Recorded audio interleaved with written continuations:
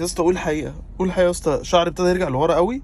بص انت عبيط، مفيش حاجه يا ابني بجد يا اسطى، قول الحقيقه بالله عليك، قول ربنا الحقيقه. عادي يا ابني. عادي صح؟ مفيش حاجة، لا انا لا. انا اللي واهم نفسي. اه يعني انا كنت كده من 7 سنين صح؟ ايوه زي ما هو، زي ما ايوه هو. قلت كده يا اسطى. تلاش يا عم.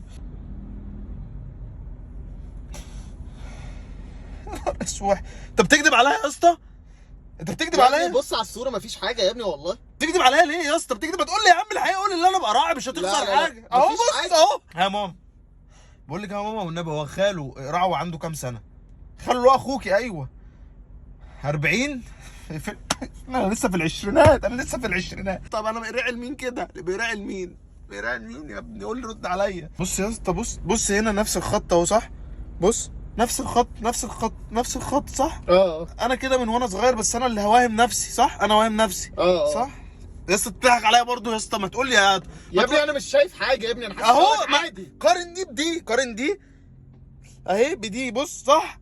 هو ماشي صح، انا عارف. روق يا ابني، روق يا ابني، مفيش حاجه خلاص.